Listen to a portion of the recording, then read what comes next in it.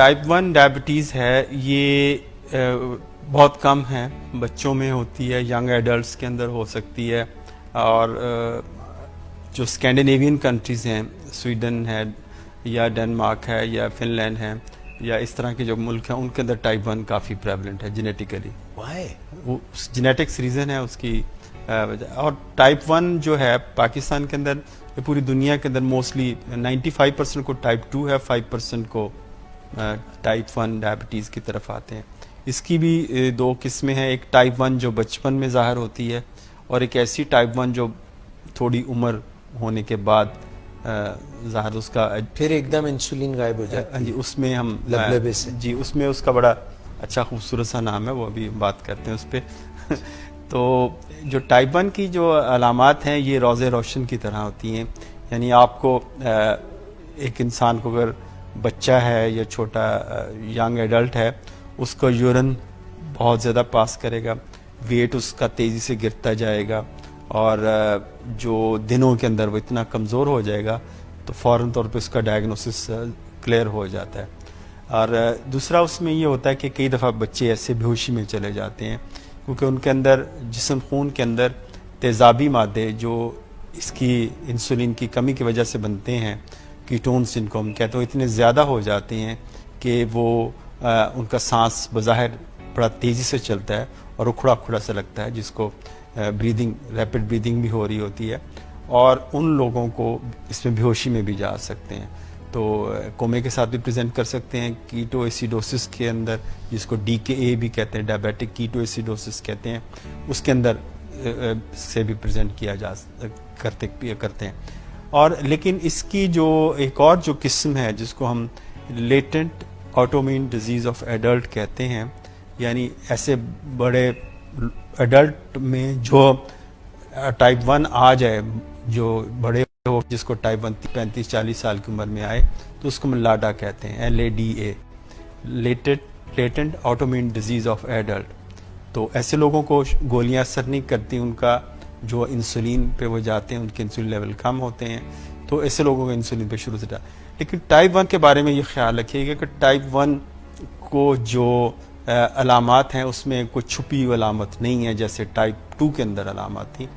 اور ٹائپ 1 کے اندر پرابلم یہ ہے، اگر بچے کسی کو ڈائبٹیز ہے تو ایک مریض نہیں ہے، یہ 3 مریض ہیں، ایک بچہ، اس کی ماں، اس کا باپ. تو 3 پیشنٹ ہیں جو ٹائپ 1 کے اندر ہوتے ہیں.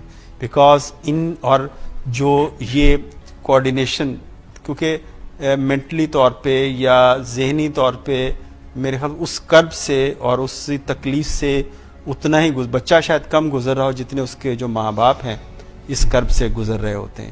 اس کی بچے کیونکہ مینجمنٹ تھوڑا سا مشکل ہوتا ہے، وہ ایک بچے کو 3 سے 4 دفعہ انجیکشن لگاتے، کیونکہ اس کا علاج انسولین ہے، آپ کو پتہ ہے جی. اور بچے کو دن میں 3 سے 4 دفعہ ٹیکہ لگانا پڑتا ہے.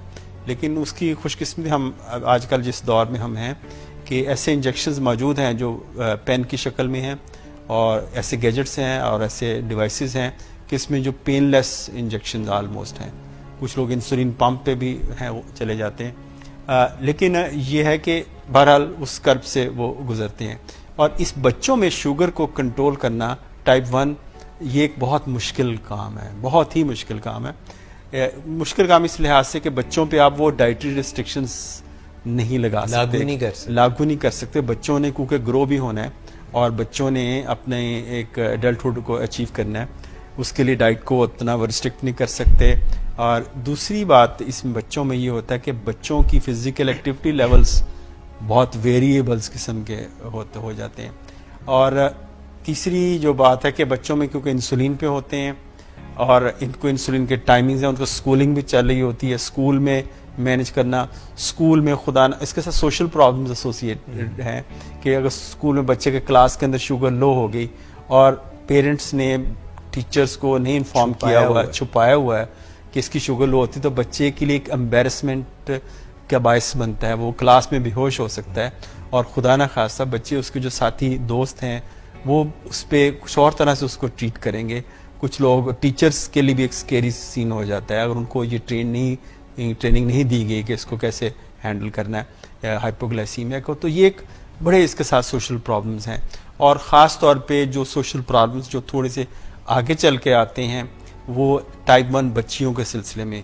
اگر ان کی شادیوں کے سلسلے میں لوگ سمجھتے ہیں یہ شاید چھوت چھات کی بیماری ہے، اس بچی کو ڈائبٹیز ہے جس کی شادی اکثر ڈیلے ہوتی ہے، لوگ ڈرتے ہیں ڈسکلوز کرتے ہوئے، اور ان لوگوں بچیوں کی شادیوں میں بڑے ایشوز آتے ہیں، کیونکہ سوسائٹی کے اندر بیسیکلی بہت ساری چیزیں ہیں وہ ایک ٹیبوز کے طور پہ لی جاتی ہیں.